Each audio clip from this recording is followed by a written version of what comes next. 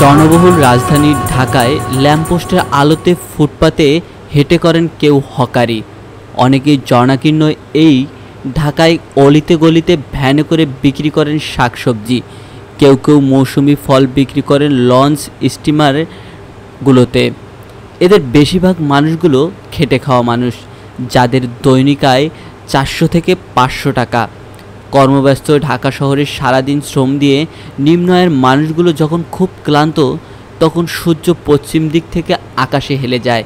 ধীরে ধীরে ফিরে আসে রাত্রি, আর এই রাত্রি যাপন করার জন্যই ঢাকায় সদরঘাট লঞ্চ টার্মিনালের আদলে মিডফোর্ড হসপিটালের বিপরীতে অবস্থিত ভাসমান হোটেলগুলো যেন তাদের একটা নিরাপদ আশ্রয়স্থল।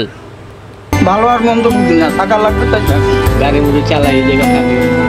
তবে আপনি শুনলে অবাক হবেন, মাত্র 50 টাকা দিয়েই থাকা যায় এই ভাসমান হোটেলে।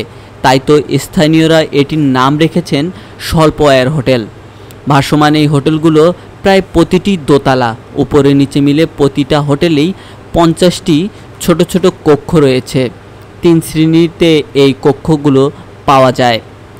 প্রথমটি হলো ঢালাও বিছানা।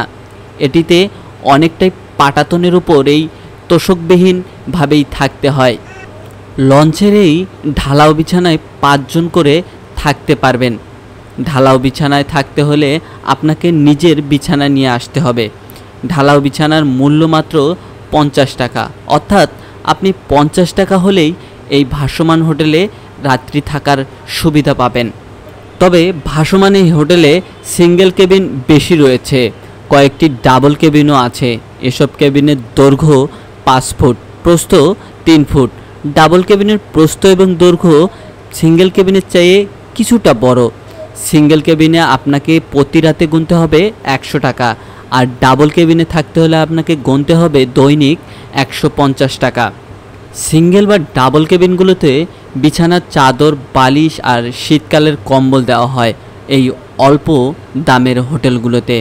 এই সুবিধা হোটেল কর্তৃপক্ষ থেকেই দেওয়া হয়। তবে নেই কোনো সুবিধাজনক শৌচাগার।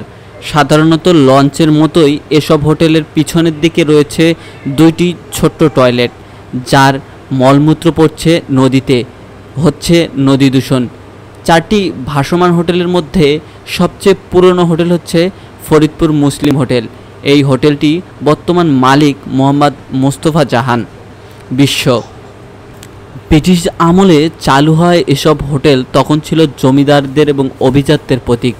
পরিবার নিয়ে তখন বুড়িগঙ্গায় রাত্রি যাপন করতেন তারা। ভোগবিলাসী আর অভিজাত্যপূর্ণ এই হোটেলগুলো এখন কালের পরিক্রমায় এখন প্রায় মৃত অবস্থায়। বুড়িগঙ্গার উপরে এখনও ভাসছে সেই হোটেলগুলো, কিন্তু এখন সেখানে আভিজাত্য নেই। সেখানে খেটে খাওয়া দিনমজুর মানুষগুলোর মাথা গোঁজার ঠাঁই একটু।